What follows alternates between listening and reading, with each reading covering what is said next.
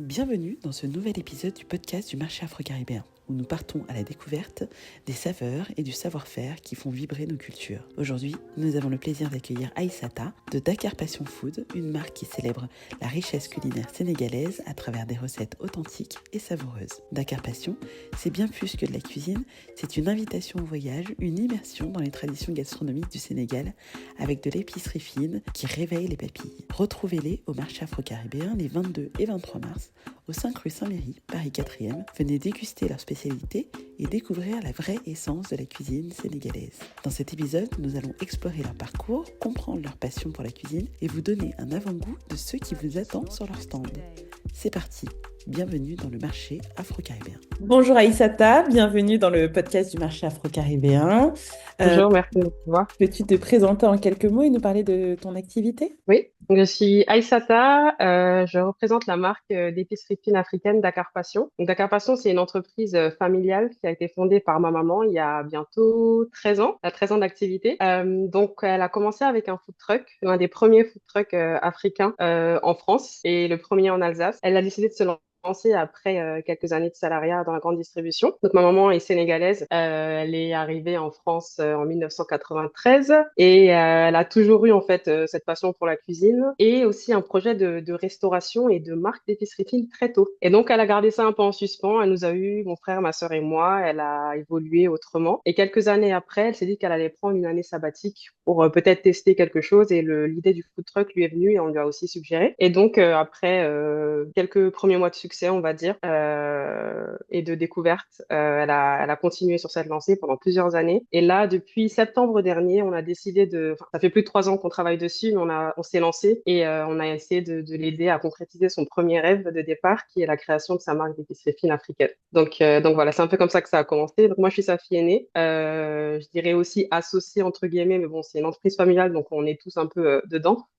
On l'aide et puis on lui permet d'avancer et de progresser. Mais c'est vraiment ma maman, Gansiri, je vais donner son nom. Je la représente aujourd'hui, mais c'est vraiment elle le cerveau du projet et la détentrice des recettes très très bonnes.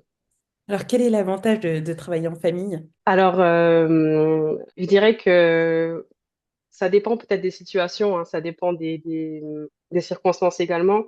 Je dirais que moi, j'ai eu la chance d'avoir une maman qui a toujours beaucoup communiqué sur ses envies, ses ambitions, sur ce qu'elle rêvait de faire et qui nous a aussi toujours encouragés et poussés dans ce que nous, on voulait faire. Donc aujourd'hui, travailler en famille sur ce projet-là, pour moi, ça a une double résonance en fait.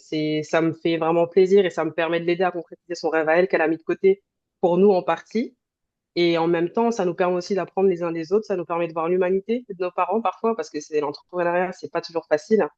Mais pour moi, ça nous a permis de partager encore plus de choses ensemble et de continuer à évoluer et à passer du temps ensemble parce qu'on sait que c'est de plus en plus difficile. En étant adulte, moi, j'ai eu l'occasion de vivre dans différents pays, donc j'étais pas là tout le temps. Donc, on est basé en Alsace. Et là, l'entreprise est basée en Alsace, mais mes parents aussi. Donc, ça me permet d'être un peu plus là et de passer du temps en famille et d'avancer sur des projets vraiment ensemble et de penser aussi à la postérité de ce qu'on veut pour nous, nos enfants, ses petits-enfants et ce qu'on veut léguer et ce qu'on veut aussi pour notre communauté au sens un peu plus large en France. On est de passage, mais on n'a pas envie d'être que de passage. Donc voilà. Pourquoi avoir choisi de participer au marché afro-caribéen? Parce que je trouve que c'est un concept génial. Euh, je trouve que notre communauté fait de belles choses. Et avec Internet, on a pu le voir de façon beaucoup plus claire, avec une diversité de profils dans différents secteurs. On fait des choses, on a souvent l'impression que nous, par rapport à d'autres communautés qui sont présentes en France depuis parfois bien plus longtemps, on est un peu en retard ou alors on n'avance pas sur certaines choses, notamment en ce qui concerne le business. Et c'est faux, en fait. Et avoir ce type d'initiative qui permet de réunir les gens à un même endroit, mais avec aussi quand même ce volet qualité. Et c'est ce que j'ai compris dans la communication de l'événement et ce que j'ai pu voir également par rapport aux éditions précédentes. Et ça, c'est quelque chose qui m'a vraiment plu et je salue l'initiative. Donc voilà, en voyant ça, je me suis dit qu'il fallait qu'on soit de la partie, tout simplement. Alors, quel produit on va trouver sur le stand de Dakar Passion? Alors, actuellement, on a 13 références de produits. Donc, on a deux sirops. On a un sirop de fleur d'hibiscus ou bissap. On a un sirop de gingembre. On a 5 boissons. On a du jus de gingembre, du jus de bissap rouge, du jus de bissap blanc, du jus de gingembre curcuma et du jus de baobab. Donc, ça, ce sont nos 5 boissons. On propose, on a également des sauces prêtes à l'emploi. Une sauce tomate qu'on appelle magique, mais c'est un peu les clients de notre food truck qui l'ont surnommée comme ça. Elle a juste à la sénégalaise, elle est très épaisse, pleine d'oignons et pleine de saveurs. On a également une sauce mafé et une sauce yassa. Donc, yassa, mafé, plat très connu d'Afrique de l'Ouest, qu'on a travaillé à conditionner en fait en pot, du coup en bocal. Mais le but pour nous, c'est vraiment conserver toute la saveur. On a travaillé dessus pendant un petit moment, et être sûr qu'on retrouve vraiment le mafé ou yassa de la maman, mais authentique. Donc, on a cherché à vraiment ne pas diluer, ne pas édulcorer nos saveurs, les présenter telles quelles, parce qu'avec plus de 13 ans d'expérience enfin, direct avec la clientèle, on sait que ça plaît et on sait que parfois c'est une question de présentation, c'est aussi une question de découverte pour les gens qui connaissent pas. Mais notre cuisine, nos gastronomies, parce qu'elles sont plurielles, elles ont vraiment leur place partout. Donc, c'est ce qu'on pourra retrouver comme produit. Et on a aussi la spécificité, je rajoute juste peut-être, de pas avoir d'avoir ni de, on n'a pas d'additifs, pas de conservateurs, pas de colorants. Donc c'est vraiment, c'est quelque chose qui nous tenait vraiment à cœur dans le développement des produits de la marque. Alors, pourquoi le visiteur devrait absolument passer sur le stand de Dakar Passion? Je pense qu'ils seront éblouis par les saveurs. On fera goûter, on aura plein de petites dégustations sur des toasts, des dégustations, des apéritifs. On aura tout, tout, tout pour goûter. Et je pense qu'ils retrouveront des recettes qui finalement sont assez connues. On prend des recettes un peu enfin, classiques de la cuisine sénégalaise, revisiter un tout petit peu parfois, mais c'est juste très très bon, c'est excellent. Donc il n'y a pas de raison d'être dans un événement comme ça et de pas passer goûter. Et vraiment, notre but au-delà de ça, c'est de toucher tout le monde. On dit souvent qu'on fait une cuisine par nous, pour tous. C'est un peu notre slogan. On pense que notre cuisine, elle conviendra à tout le monde. Ça permet à certaines personnes de la redécouvrir.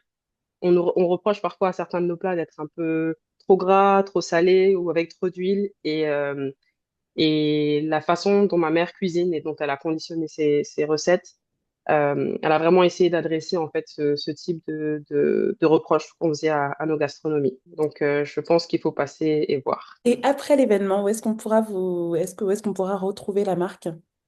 Oui, alors comme je disais tout à l'heure, la marque est toute jeune, elle a quelques mois, mais vous pourrez nous retrouver sur notre site internet www.dakarpassionfood.com, sur nos réseaux sociaux Instagram et Facebook, c'est Dakar Passion Food également. Vous pourrez également nous retrouver dans la boutique du Chef Anto, la boutique Baraka, sur Paris. Nos produits sont proposés et on travaille également en ce moment à mettre en place un réseau de distribution. Donc, on est en pourparlers avec pas mal de distributeurs en région parisienne et ailleurs. Donc, voilà, bientôt un peu partout. Merci beaucoup Aïssata. Donc on se retrouve les 22 et 23 mars de 11 heures à 19 heures au 5 rue Saint-Méry à Paris dans le 4e pour le marché afro-caribéen. On retrouvera entre autres le stand de Dakar Passion. Merci beaucoup Aïssata. Merci beaucoup.